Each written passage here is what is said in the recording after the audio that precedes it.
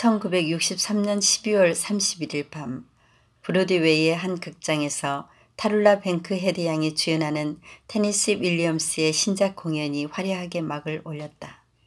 공연은 대성공적이었다. 테니시 윌리엄스의 재치 있는 극전개와 타룰라 양의 매혹적인 연기에 도취되었던 관중들은 막이 내린 뒤에도 자리를 뜨지 않고 계속해서 열광적인 박수를 보내고 있었다. 한편 무대 뒤의 의상실에서도 공연의 대성공을 축하하는 관계자들의 즉석 자축 파티가 샴페인과 최상급 찬사들이 물과 같이 흐르는 가운데 흥겹게 진행되고 있었다.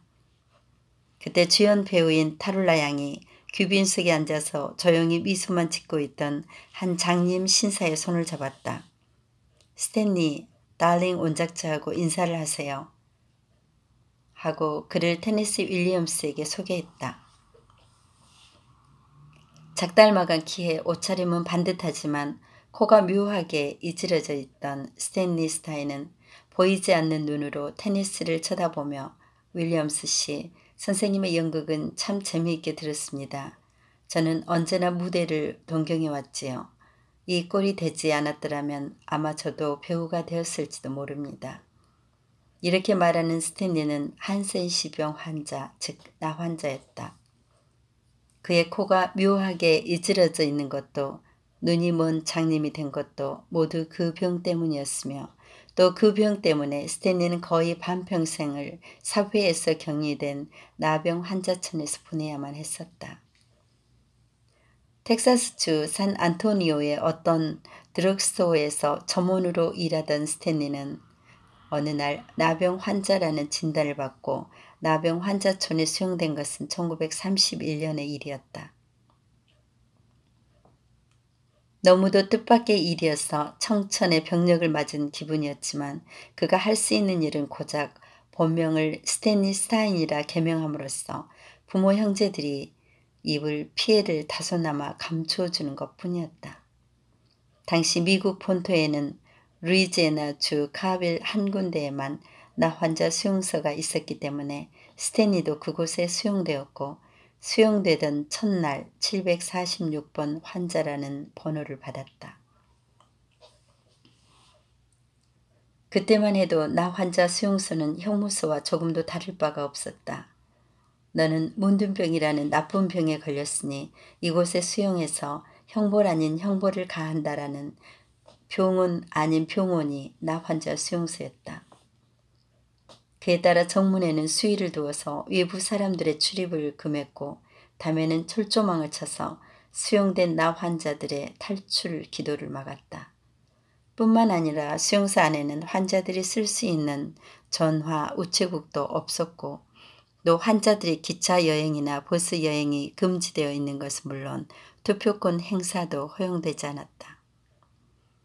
그러나 수용소에 수용된 스탠리를 가장 우울하게 했던 것은 천년 묵은 습지 위의 도끼와도 같이 수용소 전체를 뒤덮고 있던 처절한 절망감이었다.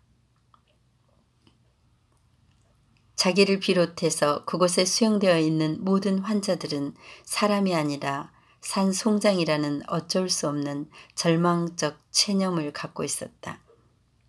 하지만 스탠리는 그 체념, 그 절망에 굴복하기를 거부했다.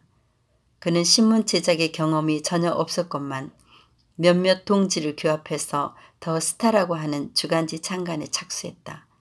그리고 그 주간지에는 앞으로 수용소에서 상영될 영화 속의 각종 행사, 인생 문제 상담 외에도 많은 유머 기사를 실어서 환자들의 우울한 기분을 풀어주도록 노력했다. 더 스타는 곧 수용소 환자들의 열렬한 환영을 받아 그들의 마스코트 같은 존재가 되었으며 이 새로 탄생한 주간지의 편집실은 언제나 많은 방문객들로 들끓었다. 스탠리는 얼마 있지 않아 그 주간지가 형무소 같은 수용소 생활을 개선하는 데 큰 무기가 될 수 있다는 것을 발견했다. 그는 곧 다음 호에 새로운 영사기를 구입할 것과 상영할 영화의 선택을 좀 더 신중히 할 것을 요구하는 사설을 게재했다. 놀랍게도 병원 당국은 곧 그의 요구를 들어주었다. 환자들의 눈이 휘둥그레졌다. 이 지옥 같은 곳에서도 하나님은 스스로 돕는 자를 돕는구나 하는 생각이 뼈에 스미도록 절감되었기 때문이다. 그들은 스탠리를 만날 때마다 그의 손을 붙잡고 자네가 이곳에 온 후 세상이 달라진 것 같다고 수레하며 앞으로의 전투를 축원하는 것이었다.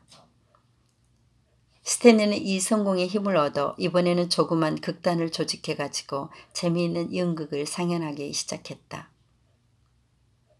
환자들에게 건전한 오락을 제공한다는 소극적 목적보다는 공동체 의식이 전혀 없는 환자들에게 협동정신을 키워주는 한편 함께 일하고 함께 즐기는 기쁨이 얼마나 큰 것인가를 일깨워주기 위해서였다. 이 외에도 스탠리는 낚시대회, 피크닉, 보트놀이, 운동회 등을 주최해서 동료 환자들의 뜨거운 감사와 흠모를 받았다. 그러나 스탠리의 사업이 성공하는 것과 반비례해서 그의 건강 상태는 점점 나빠져갔다. 당시만 해도 문둥병 치료약으로서는 대풍자 기름밖에 알려져 있지 않았었는데 그 기름이 스탠리에게는 아무런 효력도 없었던 것이다. 이윽고 그는 두 손의 감각을 잃기 시작했고 뒤위어 얼굴에 창상이 돋기 시작하더니 마침내 왼쪽 눈을 실명하고 말았다. 병세가 악화됨에 따라 스탠리는 지금 자기를 사지에 몰아놓고 있는 그 무서운 병이 도대체 어떤 성질의 병인지를 공부하기 시작했다. 그 결과 그는 성서에 기록되어 있는 소위 문둥병과 1874년 이래 한센시병으로 알려져 있는 나병이 서로 아무런 관계도 없다는 것을 알게 되었고 또 나병은 암보다 덜 치사적일 뿐만 아니라 가장 전염되지 않는 병의 하나라는 것도 알게 되었다. 스탠리는 곧 그 사실을 더 스타즈 사설을 통해서 수용소 내외에 널리 알리는 한편 1948년에는 국제나병학회에 건의하여 문둥병이라는 말을 쓰지 않는다는 결의안을 채택하게끔 하는 데도 성공했다. 그러는 동안에 스탠리의 활동은 사회 유지들의 동정과 이해를 획득하여 수용소 시설이 대폭 개선되는 계기를 만들었고 야구단, 교향악단이 외부에서 찾아와 그들을 위해 특별 공연을 하는 전에는 꿈도 꿀 수 없었던 광경도 벌어지게 되었다. 그러나 스탠리의 병세는 점점 더 악화돼서 38살 되던 해 그는 홍채염 끝에 마침내 영원한 장님이 되고 말았다. 장님이 되었다는 것은 그에게 이루 말할 수 없는 비극이었다. 왜냐하면 이미 그는 손가락의 감각을 상실한 지 오래인지라 점자조차도 배울 수가 없었기 때문이다. 그는 신문 발행도 연극 활동도 다 집어치우고 깊은 우스에 잠겨서 나날을 보냈다. 백절불굴의 삶의 용사 스탠리 스타인의 이와 같은 피나는 노력이 있었음을 우리는 잊어서는 안 된다. 더 스타즈의 창간 30주년 기념일에 당시의 존 F 케네디 대통령은 특별 성명을 통해서 스탠리와 그의 주간지가 이룩한 빛나는 공적을 높이 찬양한 바 있다. 스탠리는 만년에 이런 말을 가끔 친구들에게 하곤 했다. 긴 안목으로 볼 때 인간이란 잃는 것이 있으면 거기 맞추어 얻는 것도 있다고 나는 생각하고 있어. 만일 내가 병에 걸리지 않았더라면 나는 샌 안토니오의 그 드럭스토어에서 평생을 보냈을지도 모르. 내 일생이 괴롭고 고달픈 순간의 연속이었던 것은 누구보다도 나 자신이 잘 알고 있어. 하지만 나는 그 일생을 뜻있고 보람차게 살려고 충실하고 충만한 생활을 해보려고 내 딴으로는 무진 애를 썼어.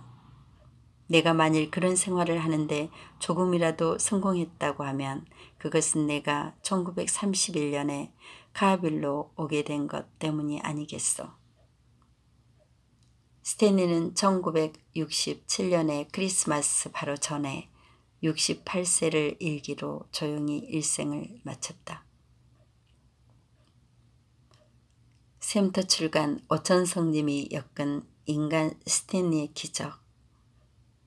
끝없는 천형의 삶을 살면서도 절망의 극한에서 빛을 발견해 준 스탠리. 빛이 있는 자는 어느 곳에 있든지 자신의 빛을 발한다.